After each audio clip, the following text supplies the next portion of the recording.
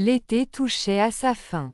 À Sevran, Benjamin reprenait son service à la SNCF, enchaînant les allers-retours du RER B entre Mitry-Claye et Robinson. Chaque fois qu'il quittait la cabine, il ressentait la fierté d'un gosse devenu conducteur. À la maison, Sandra Boudjema s'occupait de leur petite fille, tout en travaillant à l'ESAD d'Aulnay-sous-Bois. Leur nouvelle vie en Seine-Saint-Denis commençait à prendre forme.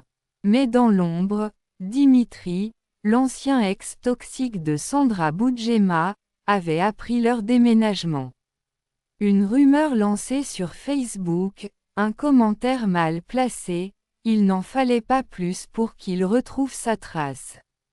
Dimitri n'avait jamais accepté que Sandra ait refait sa vie, et encore moins qu'elle ait osé l'effacer de son univers.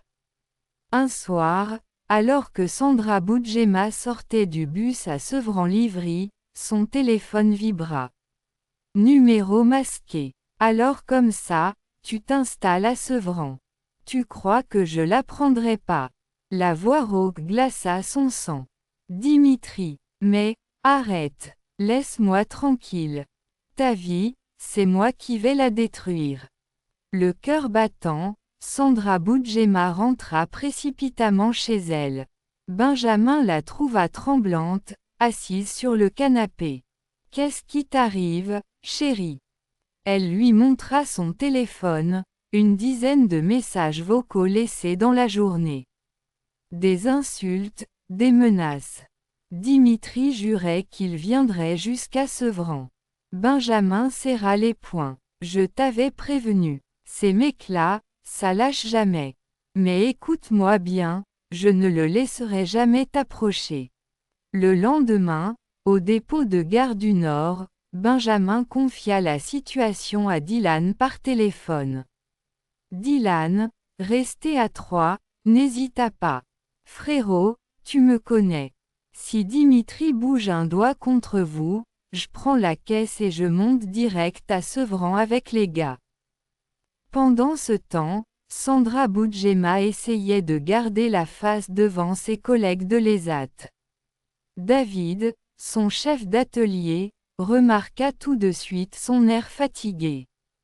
Sandra, tu vas bien. T'as pas l'air dans ton assiette. Elle esquissa un sourire forcé. Ça va, juste des soucis personnels. Mais le soir, les angoisses reprenaient. Dimitri continuait d'envoyer des SMS depuis des numéros différents. Tu crois que t'es à l'abri à Paris? Tu rêves. Un samedi après-midi, alors que la petite famille sortait faire des courses au centre commercial au Paris Nord, Benjamin aperçut une silhouette au loin. Capuche noire, démarche qu'il connaissait trop bien. Dimitri. Benjamin murmura à Sandra. Prends Inès et rentre vite dans la boutique. Il s'avança, prêt à en découdre. Mais Dimitri disparut dans la foule. De retour à la maison, Sandra Boudjema éclata en sanglots. J'en peux plus, Ben, j'ai l'impression qu'il est partout. Benjamin la prit dans ses bras. Écoute, on est à Sevran maintenant. On a des amis, on a du soutien.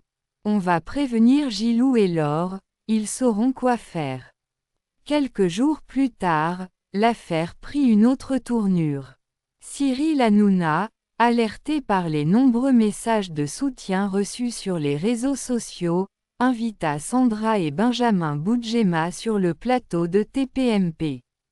En direct, Sandra raconta son calvaire, les menaces, la peur constante. Le public resta figé, choqué. Cyril conclut. Ici, on ne lâchera pas. Dimitri doit comprendre qu'aujourd'hui, tu n'es plus seul. Tu as Benjamin, ta famille, tes amis, et même toute la France derrière toi. À la sortie du plateau, Benjamin serra la main de Cyril. Merci. Parce que quand un mec touche à ma femme, c'est toute ma vie qu'il touche. De retour à Sevran, malgré la peur, Sandra Boudjema sentait une nouvelle force l'envahir. Elle avait traversé tant d'épreuves. Désormais, elle n'était plus une victime. Elle était une mère, une épouse, et avec Benjamin, ils formaient une équipe prête à tout affronter. L'histoire ne faisait que commencer. Dimitri rôdait encore, mais cette fois, il ne trouverait pas en face de lui une femme seule. Il trouverait une famille, soudée, prête à riposter.